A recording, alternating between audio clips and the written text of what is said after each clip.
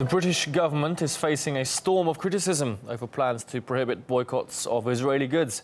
The bill is a response to various public bodies in the UK imposing unofficial sanctions on Israeli firms that operate in the West Bank.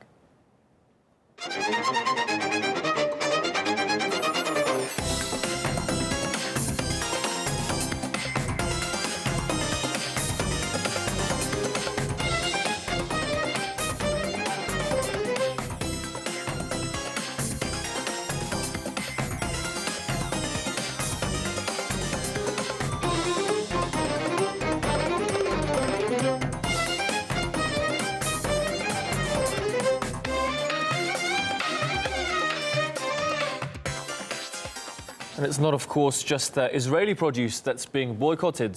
Israeli universities are being kept at arm's length by several groups of academics and scholars from various countries, including Italy, the US and the UK.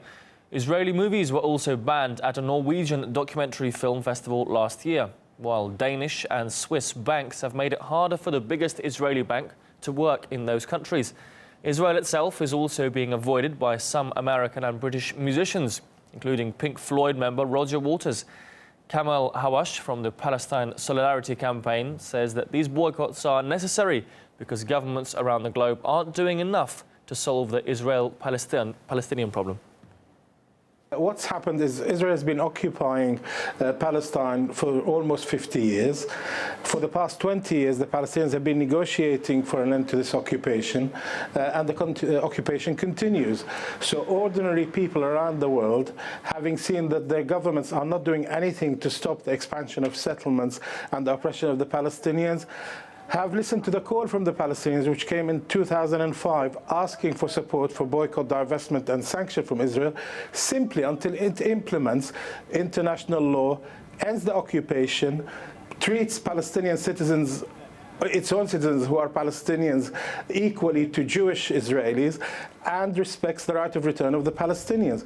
They're all legal requests, they're moral requests, and so there's absolutely no way that we can be described as anti-Semitic except by those who are apologists for Israel, unfortunately including members of the current British government, who are happy for it to continue to oppress and to occupy.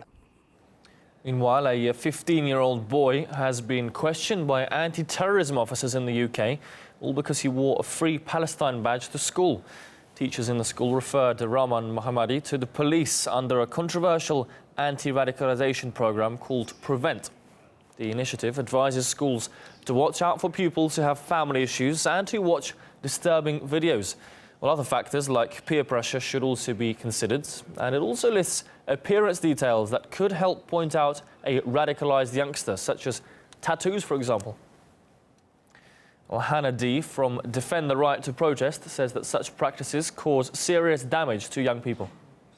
Problem with the Prevent strategy that is based on incredibly ill-defined and poor definitions of what is now being called non-violent extremism. I think what we underestimate is the really damaging impacts that it will have on young people. In the case of Rahman Mohammadi, who's moved by the plight of Palestinians, who wants to raise this in his school, then goes home one day and finds the police there to question him. A really quite a frightening experience for a 15-year-old.